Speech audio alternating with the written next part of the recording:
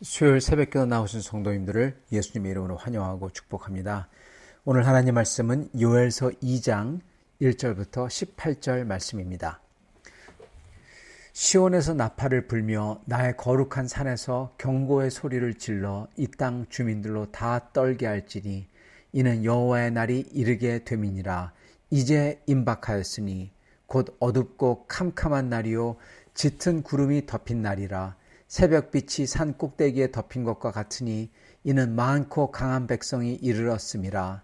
이와 같은 것이 옛날에도 없었고 이후에도 대대에 없으리로다. 불이 그들의 앞을 사르며 불꽃이 그들의 뒤를 태우니 그들의 예전의 땅은 에덴 동산 같았으나 그들의 나중의 땅은 황폐한 들 같으니 그것을 피한 자가 없도다. 그의 모양은 말 같고 그 달리는 것은 기병 같으며 그들이 산 꼭대기에서 뛰는 소리는 병거 소리와도 같고 불꽃이 건불을 사르는 소리와도 같으며 강한 군사가 줄을 버리고 싸우는 것 같으니 그 앞에서 백성들이 질리고 무리의 낯빛이 하얘졌도다. 그들이 용사같이 달리며 무사같이 성을 기어오르며 각기 자기의 길로 나아가되 그 줄을 이탈하지 아니하며 피차에 부딪히지 아니하고 각기 자기의 길로 나아가며 무기를 돌파하고 나아가나 상하지 아니하며 성중에 뛰어 들어가며 성 위에 달리며 집에 기어 오르며 도둑같이 창으로 들어가니 그 앞에서 땅이 진동하며 하늘이 떨며 해와 달이 캄캄하며 별들이 빛을 거두도다. 여호와께서 그의 군대 앞에서 소리를 지르시고 그의 진영은 심히 크고 그의 명령을 행하는 자는 강하니 여호와의 날이 크고 심히 두렵도다. 당할 자가 누구랴. 여호와의 말씀에 너희는 이제라도 금식하고 울며 애통하고 마음을 다하여 내게로 돌아오라 하셨나니 너희는 옷을 찢지 말고 마음을 찢고 너희 하나님 여호와께로 돌아올지어다. 그는 은혜로우시며 자비로우시며 노하기를 더디하시며 인애가 크시사 뜻을 돌이켜 재앙을 내리지 아니하시나니 주께서 혹시 마음과 뜻을 돌이키시고 그 뒤에 복을 내리사 너희 하나님 여호와께 소제와 전제를 드리게 하지 아니하실는지 누가 알겠느냐. 너희는 시온에서 나팔을 불어 거룩한 금식일을 정하고 성회를 소집하라. 백성을 모아 그 모임을 거룩하게 하고 장로들을 모으며 어린이와 젖먹는 자를 모으며 신랑을 그 방에서 나오게 하며 신부도 그 신방에서 나오게 하고 여호와를 섬기는 제사장들은 낭실과 제단 사이에서 울며 이르기를 여호와여 주의 백성을 불쌍히 여기소서. 주의 기업을 욕되게 하여 나라들로 그들을 관할하지 못하게 하옵소서. 어찌하여 이방인으로 그들의 하나님이 어디 있느냐 말하게 하겠나이까 할지어다. 그때 여호와께서 자기의 땅을 극진히 사랑하셔 그의 백성을 불쌍히 여기실 것이라. 아멘. 오늘 말씀 제목은 이제라도라는 제목으로 요엘서 2장 1절부터 18절 말씀을 전하도록 하겠습니다. 오늘 말씀은 앞으로 닥칠 여호와의 날, 즉 심판의 날을 그리고 있습니다. 1장이 이미 닥친 심판을 그리고 있다면 이제 오늘 2장은 앞으로 닥칠 날을 그리고 있는 거죠. 이스라엘과 유다는 아수르의 공격을 많이 받았습니다. 그래서 아수르로 인해서 이스라엘은 결국 가서는 다 함락되고 많이 죽고 그리고 다 끌려가서 뿔뿔이 흩어지고 지금도 역사에 남지 않습니다. 그 아수르가 유다를 또 공격합니다. 그래서 유다를 거진 다 점령하고 예루살렘만 남겼죠. 그게 히스기야 때입니다. 그런 식으로 아수르의 공격을 많이 받아서 유다가 아주 황폐해집니다. 마치 메뚜기 떼들이 몰려온 것처럼요. 그것도 반복해서 그런 일들이 일어납니다. 그게 바로 요엘서 1장의 모습인 거죠. 그런데 요엘서 2장은 이제 주님께서 이렇게 말씀하십니다. 이제 임박하였으니 2장 1절에 여호와의 날이 이르게 됨이니라. 이제 임박하였으니 이제 곧 온다는 겁니다. 그리고 거기에 나오는 모습은 불이 사르고 불꽃이 막 후다닥거리면서 태우면서 다가오고 산불이 다가오듯이요. 그리고 말발굽이 막 그냥 앞으로 달려오는 그 소리, 우레 같은 소리. 그러면서 기병이 달려오고 그리고 그것을 보는 백성들의 낯빛이 아주 질려서 하얘지고 그들이 이 성벽에 사다리를 놓고 기어 올라가고 성벽 위를 달리고 성벽 안으로 뛰어들어오고 그리고 집들로 들어가는 그러한 모습을 그리고 있습니다. 즉 이거는 바벨론의 마지막 공격을 보여주고 있는 것 같습니다. 바벨론이 몇 차례에 걸쳐서 예루살렘을 공격하고 그리고 점령하고 그리고 또 예루살렘에서 반란을 일으키고 다시 또 점령하고 그런 다음에 완전히 다 포로로 끌고 가죠. 그러한 바벨론의 공격과 예루살렘의 함락을 지금 그리고 있는 듯합니다. 자, 그러면서 여기서 요엘서에서 하나님이 요구하시는 게 딱 하나 있습니다. 그게 뭐냐면 12절에 나옵니다. 여호와의 말씀에 너희는 이제라도 금식하고 울며 애통하고 마음을 다하여 내게로 돌아오라 하셨나니. 예, 하나님께로 돌아오라라는 것입니다. 그걸 하라는 거예요. 그리고 이것을 요엘서에서는 이제라도라고 말씀하십니다. 이게 참 기막힌 말씀입니다. 왜냐하면 지금 여기 나오는 것은 이미 하나님께서 다 정해놓은 거예요. 다 정해놨기에 뭐라고 하십니까? 심판이 이미 하기로 정해놨다는 겁니다. 그래서 뭐라고 합니까? 이제 임박하였으니 그렇게 말씀하세요.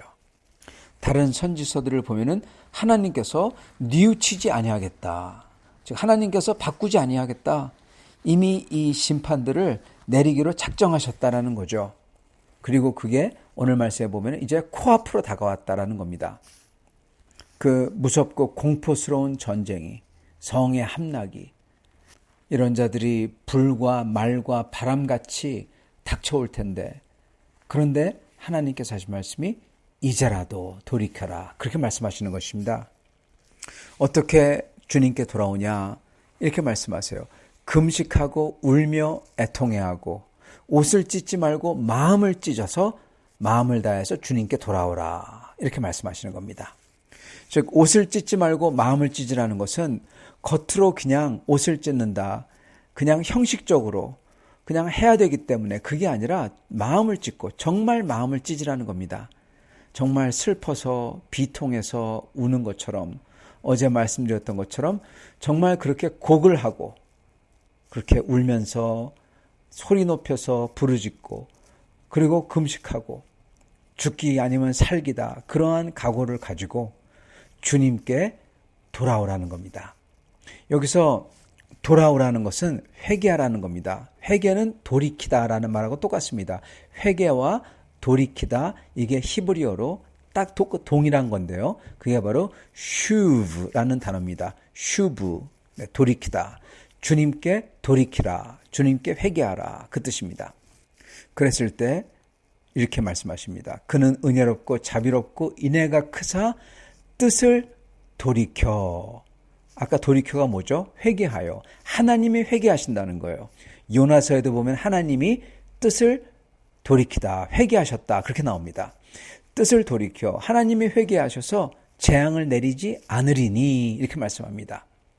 이제라도 그들이 돌이키면은 재앙을 내리지 않으리니, 않으시겠다는 거예요. 놀라운 이야기입니다. 하나님께서는 지금 끝까지 이 심판이 코앞에 다가왔는데도 불구하고, 이미 다 정해졌는데도 만약에 그들이 이제라도 회개하고 정말 돌이켜서 하나님께 돌아온다면 하나님도 돌이켜서 재앙을 내리지 않는다는 것입니다. 여기서 놀라운 진리들이 몇 가지 있는데요. 첫째는 돌이키는 자에게 주님도 돌이키신다는 겁니다, 여러분. 물론 하나님의 은혜는 우리가 주님을 찾지 않아도 주님께서 우리를 먼저 찾으시고, 우리가 하나님을 부르지 않아도 하나님께서 우리를 부르고 우리를 찾아오시는 게 맞습니다. 그런데 하나님께서는요, 그렇게 하시지만 그렇게 해도 안 듣는 백성들이 대부분이라는 겁니다. 그리고 하나님의 법칙은요, 반드시 뭡니까? 눈에는 눈, 이에는 이입니다. 사실은 그게 하나님의 천지창조의 법칙이에요. 물론 하나님께서는 그거를 넘으셔서 더 선하게 대해 주시기 때문에 오늘 말씀처럼 그들이 벌 받아야 되는데 벌 받지 않고 이제라도 돌이키면은 은혜를 주신다고 그러시잖아요. 그죠? 그래서 단순히 눈에는 눈, 이에는 이가 아니라 그걸 넘어서는 은혜를 베풀어 주시는 것입니다. 그러나 중요한 것은 돌이켜야 된다는 겁니다, 여러분. 그리고 돌이키는 자에게 하나님께서도 돌이키신다는 거예요. 예. 돌이키는 자에게 하나님께서 돌이키신다. 하나님께서 그 돌이키기까지 끝까지 참는 게 바로 은혜지. 그러나 끝에 가서 돌이켜야만 되지 맨 끝에 가서도 돌이키지 않고 죽으면은 여러분 그거는 천국 못 가는 겁니다. 예, 그죠? 살아있을 때 저의 목숨이 붙어있을 때 돌이켜야 돼요. 예, 하나님의 은혜가 풍부하셔서 중간에 우리를 치지 않으시고 끝까지 참으시는 거지만 그렇지만 결과는 돌이켜야 된다는 것입니다. 놀라운 그러한 진리인 것입니다. 주님은 돌이키는 자에게 돌이키십니다. 주님을 찾는 자에게 주님께서는 손을 뻗쳐주십니다. 주님을 경외하는 자를 주님께서 높여주십니다. 그게 주님의 법칙인 것입니다. 그러면서 주님께서 이렇게 말씀하십니다. 그 뒤에 복을 내리사 하나님께 소재와 전제를 드리게 하실지 누가 알겠느냐 이렇게 말씀하십니다. 그 뒤에 복을 내리사 여러분 그렇게 회개하고 돌이키는 사람에게는 주님에게 나와 애통해하며 옷을 찢는 대신에 마음을 찢고 정말 주님을 찾고 내가 주님에게 나의 모든 것이 나의 모든 행동과 마음가짐과 그게 내가 완전히 주님 앞에서 뉘우치고 옛 것을 버려버리고 주님 앞에 돌아와 주님이 원하시는 대로 겸손한 자로서 다른 사람을 섬기는 자로서 다른 사람의 말을 듣는 사람으로서 주님의 말을 듣는 사람으로서 그렇게 회개하며 내가 내 자신을 쳐서 그렇게 복종시키며 주님 앞에 나올 때 그때 주님의 약속은 그 뒤에 복을 내리시겠다는 것입니다.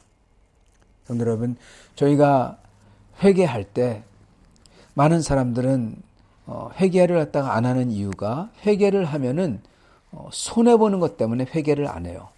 이게 무슨 말이냐면 금전적으로 손해본다는 게 아니라 자기가 그러한 이기심이나 자기가 가졌던 그 나쁜 버릇이나 자기의 자존심이나 자기가 굽히기 싫은 것 이것을 굽히면은 그 자체가 손해라고 생각한다는 겁니다.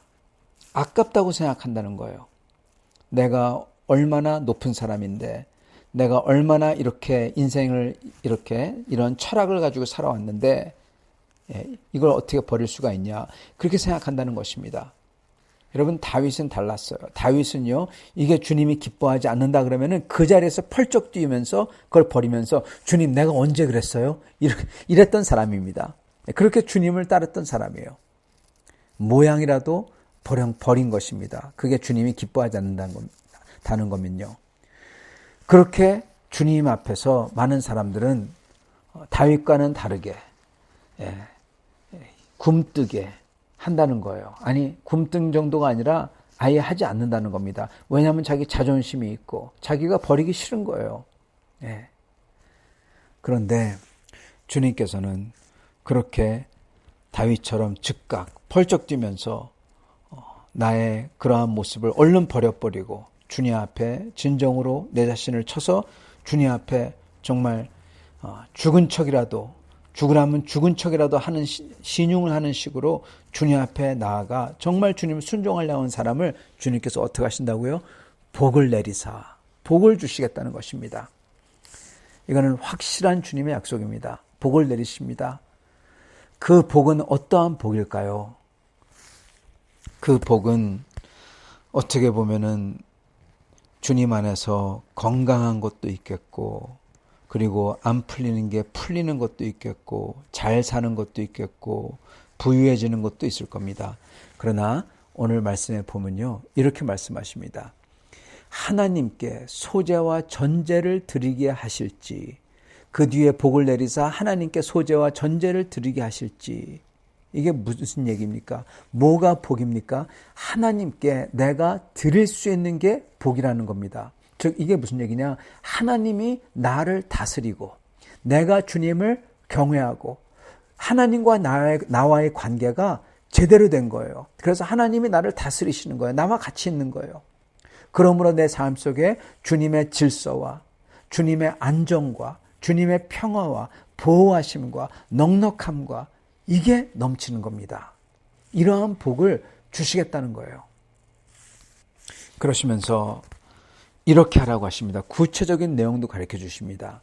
먼저 불러 모아 성회를 소집하라고 하십니다. 사람들을 다 불러 모으래요. 심지어 신부와 신랑도. 이거는 신부와 신랑은 안 건드리잖아요. 근데 그들마저도 불러내라는 겁니다. 그래서 기도하게 하라는 겁니다. 모든 사람 아주 급하다는 거죠. 그래서 어떻게 기도를 하느냐? 기도의 내용이 나옵니다. 어떻게 기도해야 될지. 17절입니다. 여호와를 섬기는 제사장들은 낭실과 제단 사이에서 울며 이르기를 여호와여 주의 백성을 불쌍히 여기소서. 먼저 우리가 기도할 때 그 기도의 내용의 첫 번째는 여러분 주님 앞에 나아가 주님의 긍휼을 구해야 됩니다. 우리를 불쌍히 여기소서. 즉 이 말을 거꾸로 뒤지면 무슨 얘기입니까? 내가 불쌍히 여길 만한 사람이다. 불쌍히 여길 만한 짓을 한 존재입니다. 즉 내가 죄인이라는 겁니다. 큰 죄인이라는 겁니다. 그리고 내가 한 게 나쁜 것이고 나는 신뢰합니다. 나쁜 놈이라는 거예요. 네. 나는 나쁜 놈입니다. 나는 몹쓸 놈입니다. 주님, 나 같은 자를 불쌍히 여기소서. 여러분, 이게 첫 번째입니다. 여러분, 우리가 그렇게 좋아하는 찬송가, 나 같은 죄인 살리신 그 은혜 놀라와 있죠, 여러분? 나 같은 죄인. 여러분, 영어로는요, 더 비참합니다. 영어로는 wretch라고 그래요. wretch는 뭐냐면요, 비참한 사람 이라는 뜻입니다. 비참한 사람. 내가 비참하다는 거예요. 그래서 여기서 첫 번째 기도해야 되는 것은, 주님 앞에 나가 기도할 때 우리가 해야 되는 것은, 주님, 나는 죄인입니다. 나는 나쁜 놈입니다. 나같이 이렇게 비참한 사람을, 나 같은 비참한 놈을 불쌍히 여겨주세요. 그래야 된다는 것입니다. 예. 여호와여 주의 백성을 불쌍히 여기소서. 주님의 은혜를 구해야 된다는 겁니다. 왜냐하면 주의 백성이 우리들이 죄인이기 때문에, 나쁜 사람들이기 때문에 먼저 그렇게 기도하며 그 태도를 가지고 주님께 은혜를 구하고 불쌍히 여겨달라고 부르짖어야 되고, 그러면서 이렇게 기도해야 된다고 합니다. 17절 계속입니다. 주의 기업을 욕되게 하여 나라들로 그들을 관할하지 못하게 하옵소서. 어찌하여 이방인으로 그들의 하나님이 어디 있냐 말하게 하겠나이까 할지어다. 이게 무슨 말이냐? 하나님의 영광을 그들이, 우리를 그렇게 점령하고 이렇게 쳐들어와서 그러면은 그들이 하는 말이, 하나님이 어디 있냐? 너희 하나님 없다. 이럴 거 아닙니까? 하나님의 영광을 가릴 게 아닙니까?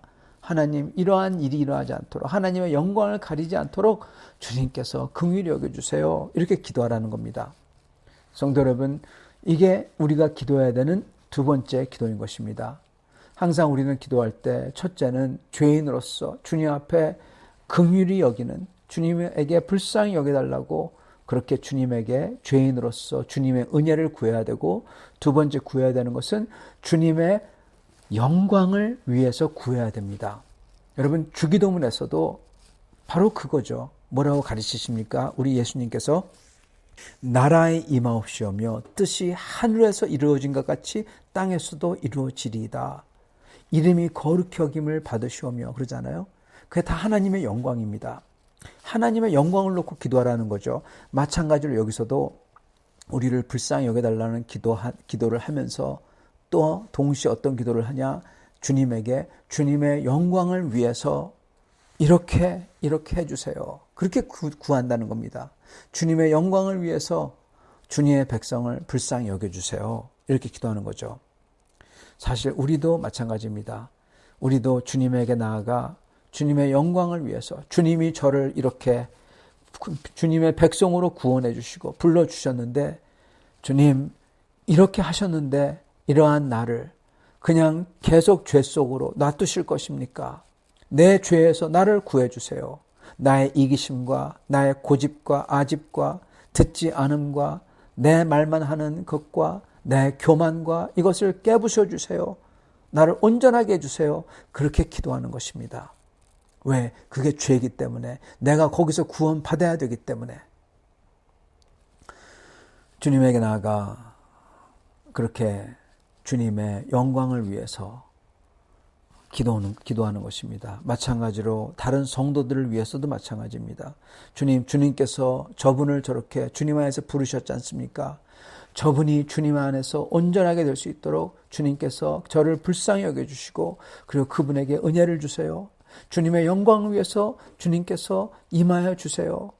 여러분, 교회를 위해서도 똑같습니다. 나라를 위해서도 똑같습니다. 주님의 영광을 위해서 이 교회를, 이 나라를 주님께서 버리실 것입니까? 주님 긍휼을 베풀어 주세요 하면서 울면서 기도해야 되는 것입니다. 여러분, 그러면요, 울면서 기도할 수밖에 없어요. 그렇지 않습니까? 예, 울면서 기도할 수밖에 없어요.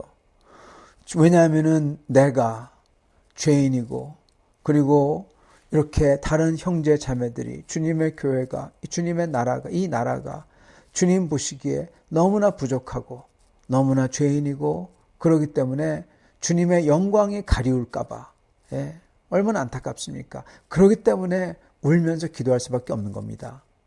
그리고 그렇게 울면서 주님 앞에 그러한 애통해하는 마음으로 기도할 때 어떻게 하신다고요? 18절입니다. 그때 여호와께서 자기의 땅을 극진히 사랑하셔 그의 백성을 불쌍히 여기실 것이라. 아멘. 여러분, 17절, 낭실과 제단 사이에서 울며 이르기를 여호와여 주의 백성을 불쌍히 여기소서. 18절, 그의 백성을 불쌍히 여기실 것이라. 여러분, 주님 앞에 나아가 불쌍히 여겨달라고 기도할 때 주님이 우리를 불쌍히 여겨 주신다는 것입니다. 그리고 이 기도는 아무리 늦었다고 해도 늦지 않다는 것이에요. 우리의 호흡이 우리 코에 붙어 있을 때 그 마지막 순간까지 이 기회는 열려 있다는 겁니다. 여러분, 이겁니다. 이제라도, 이제라도 우리의 호흡이 있을 그 마지막 때, 이제라도 모든 게 다 너무 늦었고 다 틀린 것 같지만 그때라도 우리 주 예수의 이름을 부르짖으면 여러분, 구원을 얻는 거예요. 하늘이 열리고 천국이 열리는 겁니다. 마찬가지로 우리가 이제라도, 어떠한 상황에서도 이제라도 주님의 이름을 부르짖으며 내가 죄인이라고 불쌍히 여겨달라고 나아가고, 정말 죄인으로서 주님의 영광을 위해서, 주님의 영광에 가리울까봐 울면서, 내 자신을 위해서, 주님의 영광에 가리울까봐 형제 자매를 위해서, 교회를 위해서, 나라와 민족을 위해서 기도할 때 그 사람에게 주님은 은혜를 베풀어 주시는 겁니다. 여러분, 그러한 사람에게 은혜를 베풀어 주시는 거예요. 왜 통성 기도를 합니까? 우리 한국 교회는 다른 것보다도, 저도 제가 볼 때는 통성 기도를 많이 했습니다. 다른 사람들, 다른 민족보다도. 그 통성 기도가 바로 오늘 말씀에 나오듯이 다 소집하여, 다 소집해서 뭐를 하라고요? 울며 이르기를. 17절, 울며 기도하라는 겁니다. 그리고 부르짖어 기도하라, 그렇게 말씀하셨잖아요. 우리 민족은 그 누구보다도 울며 기도하고 부르짖어 기도했던 민족입니다. 왜 그렇습니까? 왜냐하면은 우리의 모습이 너무나 비참했기 때문에, 즉 우리가 죄인이고 그 비참함 속에 들어있기 때문에, 마치 나 같은 죄인 살리신 그 찬송가처럼 그런 사람으로서 주님에게 뭘 구했습니까? 불쌍히 여기소서. 우리 민족이 했던 기도는 불쌍히 여기소서예요. 그리고 깨어있는 크리스찬들이 했던 기도는 그러면서 뭐라고 합니까? 주님의 영광을 위하여, 주님의 영광을 위해서 이 주님의 몸된 교회를 주님께서 세우소서, 살려주소서, 주님의 영광을 위해서 이 나라를 주님의 복음으로 복음화해 주소서, 그렇게 기도했던 겁니다.